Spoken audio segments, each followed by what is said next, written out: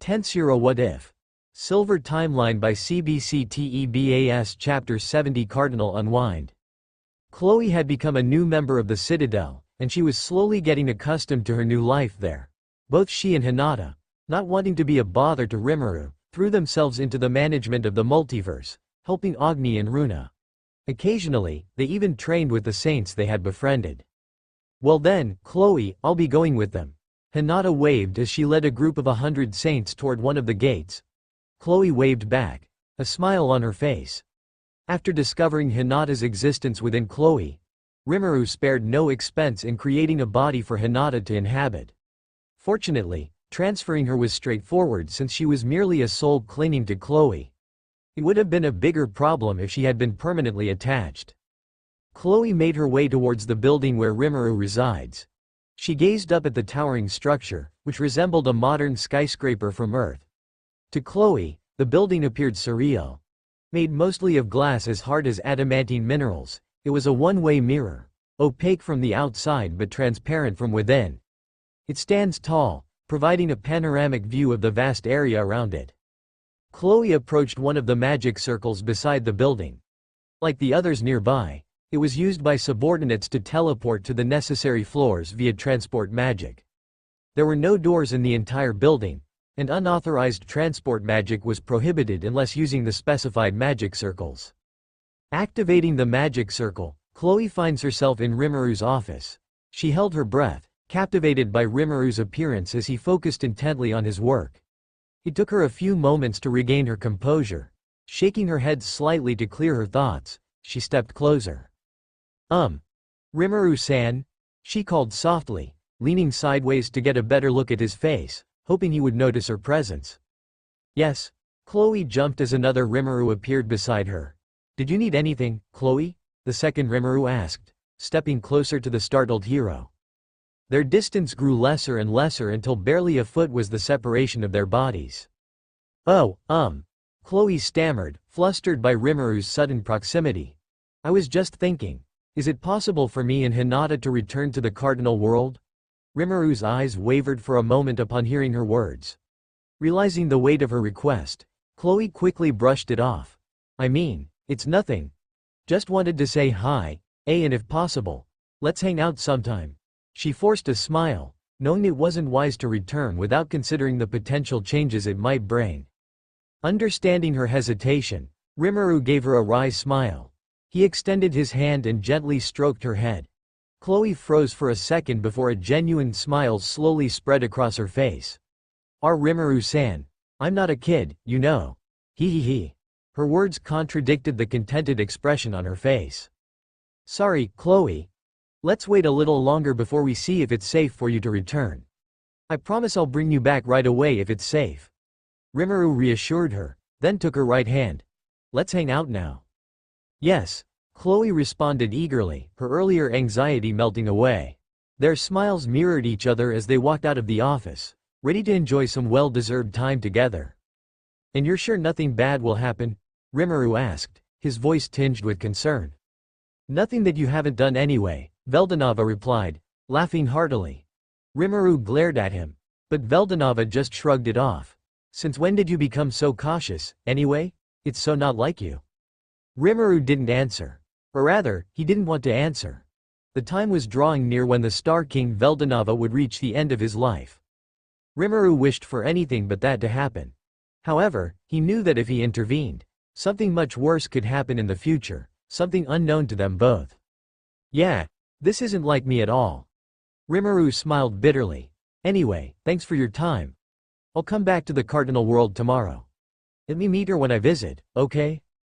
Oh, of course. Just don't get jealous of her beauty, okay? She's mine, Veldanava grinned. Rimuru rolled his eyes. He could already guess what she would look like based on Milam's appearance and Veldanava's boastful nature. Yeah, he replied dryly. The next day, Chloe, Hinata, Velgrind, and Rimuru prepared to return to the Cardinal world. Of course, Rimuru didn't leave the Citadel unattended.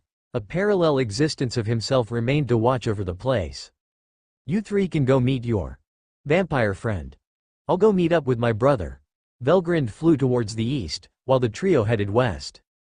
I can't wait to see Luminas-san. Chloe smiled brightly as she and Hinata rode a large dragon lord they had met along the way. Out of fear for its life, it remained still wishing for them to simply pass on itself. Unfortunately, the trio decided to use it as a convenient vehicle instead. It is nice to see Luminas-sama again, even if she doesn't know about us yet. Hinata nodded, reminiscing about her time as a crusader and knight captain. Good for you too, Rimuru remarked, flying or more like floating beside them in a sitting position, his legs crossed. We're almost at night, Rose. They land in the forest, not wanting to alert them to the appearance of the dragon that was not part of the matter. As night fell, Luminas sat in her beautiful garden, sipping tea. The garden, covered in the rare flower night rose, lent its name to her entire castle. Behind her stood Gunther, serving her as she enjoyed the serene sunset and the view of her garden. Suddenly, her detection skills alerted her to the presence of 3 individuals, one of whom she knew all too well. A smile crept onto her face. What took you so long, idiot? She murmured under her breath, mentally preparing herself for the encounter. Hey, Luminas, Rimuru waved as he approached. She turned to see him, and her smile faded slightly as she noticed 2 other women with him. The long-haired one beamed at her, while the short-haired one seemed more reserved. Rimuru. Who are they? Luminas asked, raising an eyebrow. Rimuru tilted his head, turning around to see whom she was referring to. Ah, they're friends who wanted to see you. Taking this as a signal, Chloe and Hinata stepped forward to introduce themselves. Hey, Luminas, Chloe greeted her brightly, as if she were meeting an old friend. Chloe. She still doesn't know you, Hinata sighed, admonishing her companion. Luminas-sama. It is nice to meet you. I am Hinata Sakaguchi, and this is Chloe Aubert. She bowed and gestured to Chloe. And why would you like to meet me? Luminas asked, her gaze scrutinizing the 2 women. Care to explain? Yes, Hinata began, and the trio sat down with Luminas. Gunther placed 3 new cups and served the visitors tea, anticipating a long conversation. Rimuru even took out some snacks, offering sweets of various kinds. Hinata and Chloe explained who they were, why they were there, and how they were connected to both Rimuru and Luminas. Chloe spoke of their friendship, and Hinata of her future role as a subordinate in a religion Luminas would create. Is it okay to tell me all this? Luminas asked, looking concerned as she turned to Rimuru. How will everything go now that you've told me this? Don't worry about it. I basically ruined the timeline anyway. Rimuru laughed, trying to reassure her. As long as you follow through, there won't be any problems. But why would I need to create a religion and relocate? I already have Night Rose. Luminas gestured to the garden and the grand castle behind her. Rimuru and Hinata sighed, while Chloe let out a dry laugh. No one responded to her question directly. Anyway, these 2 want to chat with you, Rimuru said, changing the subject.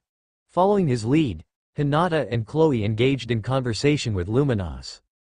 As night fell, the full moon illuminated the garden. Luminas had opened up to both Hinata and Chloe, thanks to Rimuru's reassurance and the 2 women's honesty. Why don't you stay here for a few days? Luminas asked, looking at them. If they were indeed her friends from the future, she wanted to spend more time with them. Hinata and Chloe turned to Rimuru, silently asking for his permission. Rimuru held back a laugh. It was almost like children asking their parents for permission to stay overnight at a friend's house. No need to ask me. You can stay as long as you want. Chloe beamed, hugging Rimuru tightly. Luminas' eyes twitched slightly at the sight. Hinata noticed and sighed internally. Damn womanizer even got Luminas-sama. As Gunther guided Hinata and Chloe to their rooms, Rimuru was about to follow when a hand grabbed his clothes, stopping him. You. You have to make it up to me for wasting our time, Luminas said, her eyes locking with his. Weren't you glad to meet them? Rimuru teased, leaning closer and holding her waist. Luminas hitched her breath, taking in his scent as he pulled her closer. In another time and place, maybe. But this was supposed to be our time alone. She turned her head away in a defiant gesture, which Rimuru found adorably pouty. Yes, yes. Then let's go somewhere more private and spend some alone time, Rimuru whispered in her ear, and the 2 teleported to her room. After a pleasant time together, they lay on the bed. Rimuru leaned against the bed frame, drifting between consciousness and unconsciousness. That Chloe girl likes you, doesn't she? Luminas tapped his chest as she leaned on his shoulder, the blanket covering her just above her chest. It's pretty obvious too. Don't know about Hinata, though, she seems conflicted. Rimuru simply nodded. Chloe seems very attached to me for saving her from all those other timelines. Personally, I wish that if she ever confess, it would be because of me right now. He shook his head, recalling the black-haired girl. So, you like her? Luminas stared at his face, scrutinizing his reaction. Rimuru knew what she was doing and stared back. Their eyes met, Luminas' crimson and blue eyes with Rimuru's golden ones. Well, Rimuru patted her head, not as much as you. He joked, partly to ease the tension and partly to answer her question. Lumi-chan is getting jealous. He playfully grabbed her cheeks. Luminas frowned, holding his hands and not letting go. That's right, I am jealous. Rimuru's eyes widened slightly, a glint of curiosity and interest flashing for a moment. Luminas had already done things that were more or less what lovers do. She has indirectly already confessed, in the most unconventional way, but reasonable for someone of her personality. Rimuru was taken aback for a few seconds before regaining his calm. That's unusual. You normally don't say these sorts of things, Lumi. He raised his brow, quizzical about her change. Luminas grumbled under her breath before continuing. I let Velgrind be your lone lover because you two seemed really close. But if a newcomer has a chance with you, then all restraints I have don't matter. Truthfully, Velgrind and I already had a chat about this before, and she is okay with it. She pulled his head towards her and kissed him for several minutes. Pulling back, they stared into each other's eyes. Luminas' eyes glowed with deep colors, ones Rimuru really liked. I love you, Rimuru. Even if the me of the past didn't feel the same, that doesn't change how I feel in this moment. Right here, right now, I am deeply in love with you. She then pulled him in again, this time biting his nape and closing her eyes to enjoy the flow of magicules. Meanwhile, a black-haired woman, known for traveling the multiverse as a hero and savior, watched the intimate moment between the demon and the vampire.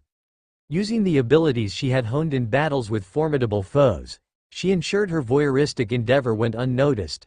Ha, Rimuru-san, she murmured to herself.